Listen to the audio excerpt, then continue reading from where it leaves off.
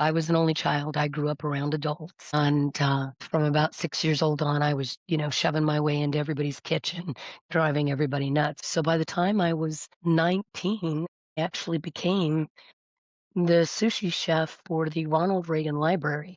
I worked at Granita in Malibu with Puck and got to have great experiences. And that was right before I ended up taking the position with the Ronald Reagan Library. But then I had my daughter, and I was 21 years old. And the 16, 18-hour days didn't work anymore.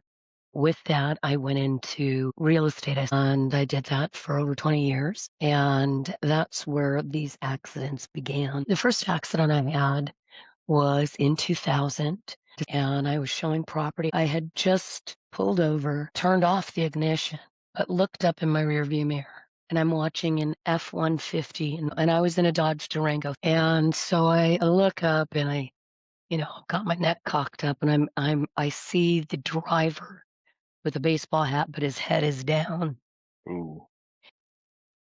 and it never came back up. And I'm watching him slide all the way from the left lane through 4 lanes to the curb. And of course, I braced for impact. He slammed that whole third seat, passenger back seat, all into the 2 front seats. It was horrendous. But to make it worse, since we were at the curb, he flipped his vehicle, slammed back into my vehicle again.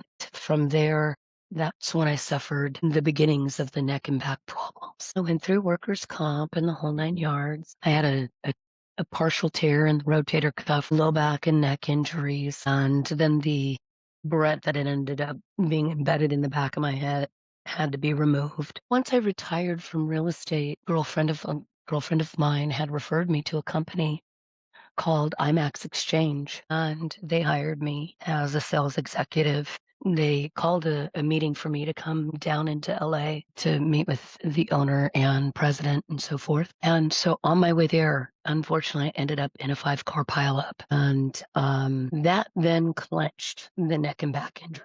I had to be extricated from the car. The airbag didn't just deploy, but it completely exploded, and my windows and everything were up. Having childhood asthma, already had lung issues to begin with. I grew out of them for the most part, but that brought it all right back. Breathing in all those toxins closed into my car until they could actually extricate me from the car. So I ended up with a lot of medical issues after that. The ones that were never addressed, of course, were the exploding airbag. That was a very huge missed situation that I suffer from now. But as far as what transpired is when I asked them for the workers' comp paperwork for the accident, they immediately fired me, threatened me with their attorneys that if I contacted anybody, any employees of the company, their attorney was going to come after me and all this mess. I'm dealing with the third time with my hands. At Thatcher School, that was the last employer as a chef. Unfortunately, this last one with the hands and the shoulders, I'm down to 20% hand strength. My hands have not been treated for 3 years, though I've undergone 6 procedures on my hands, and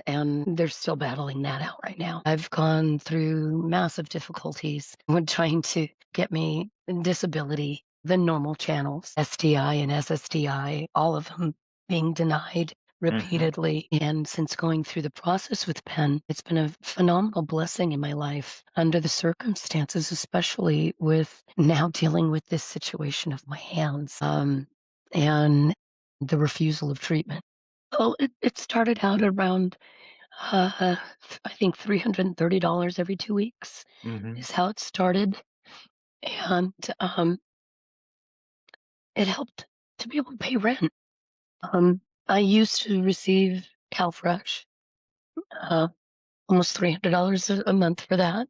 Um, they've cut me off from that now because they apparently use both my workers' comp payment and my my SIBTF payments to calculate that I don't qualify anymore. So now I receive $24.